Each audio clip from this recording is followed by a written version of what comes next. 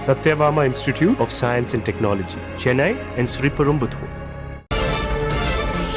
திமுகவில் சட்டமன்ற தேர்தலுக்கான வேட்பாளர் நேர்காணல் இன்றோடு நிறைவு பெறுகிறது. அண்மை செய்தியை பார்க்கிறோம்.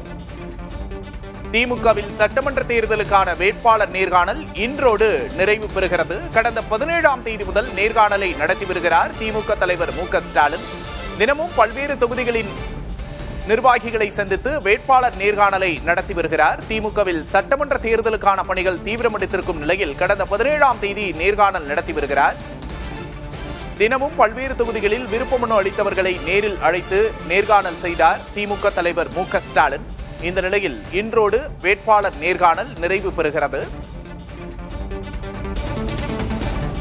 கூடுதல் விவரங்களை செய்தியாளர் ரமேஷிடம் கேட்டு பெறலாம். ரமேஷ், வணக்கம். தற்போது இன்றோடு திமுகவோட வேட்பாளர் நேர்காணல் நிறைவு பெறுகிறது அப்படிங்கிற அண்மை செய்தியை பார்க்கிறோம். வேட்பாளர் தேர்வுல திமுக எந்த அளவுக்கு கவனம் செலுத்துறாங்க, என்னென்ன முக்கிய விஷயங்கள்லாம் கணக்கில் எடுத்துக்கப்படுது? இன்று திருச்சி மத்தியம், அதே போல ஸ்ரீரங்கம் உள்ளிட்ட தொகுதிகள், அதே போல முன்னாள் முக்கியமான அமைச்சர்கள் இருக்கக்கூடிய தொகுதி, குறிப்பாக அமைச்சர்கள் நேரு, அன்பில் மகேஷ் உள்ளிட்டோருடைய தொகுதியெல்லாம் இன்றைக்கு நேர்காணலில் பங்கேற்க இருக்கிறார்கள். அமைப்பு ரீதியாக 8 மாவட்டங்களுக்கு திமுகவில் 21 சட்டமன்ற தொகுதியில் விருப்பமனு அளித்த 700க்கும் மேற்பட்டோரிடம் நேர்காணல் நடத்தப்பட இருக்கின்றது.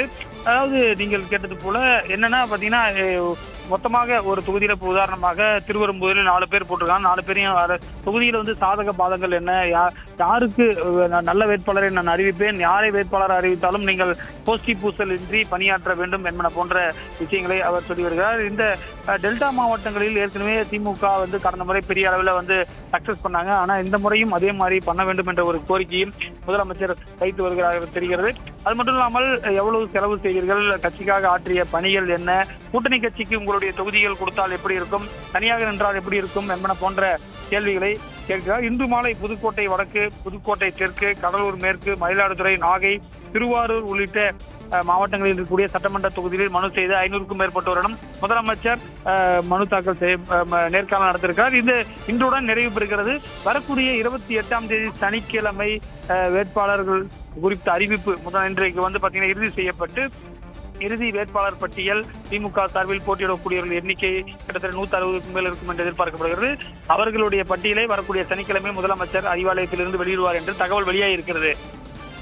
ரமேஷ், இந்த முறை புதுமுகங்களுக்கு அதிகம் வாய்ப்பளிக்கப்படுமா, மூத்த அமைச்சர்களுக்கு மறுபடியும் வாய்ப்பளிக்கப்படுமா? பொன்முடி போன்றோர் வேட்புமனுவே கொடுக்கல அப்படிங்கறதை நம்ம பாக்குறோம். அதோட நிலை என்ன?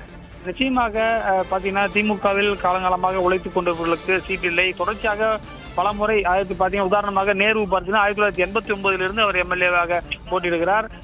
இன்று வரை அவர் எம்எல்ஏவாக இருக்கிறார். இன்றைக்கு அவர் ஒருவர் மட்டுமே மனு தாக்கல் செய்திருக்கிறார். அவருடைய திருச்சி வடக்கு தொகுதியை பொறுத்தவரை வேறு யாருமே மனு தாக்கல் செய்யவில்லை. அந்த அளவிற்கு அவர் கட்சியில் ரொம்ப சீனியராகவும் பல முறை போட்டியிடுவராகவும் இருக்கிறார். அதே போல துரைமுருகனை எதிர்த்து ஒரு சிலர் மட்டுமே போட்டியிட்டார்கள். தொடர்ச்சியாக இங்கு வரக்கூடிய நிர்வாகிகள் என்ன சொல்றாங்கன்னா, ஒரு சில சீனியர்களுக்கே தொடர்ச்சியாக கொடுப்பதால் இளைஞர்களுக்கும் இந்த முறை கொடுக்க வேண்டும், பெண்களுக்கு கொடுக்க வேண்டும் என்றும் கோரிக்கையை வைக்கிறார்கள்.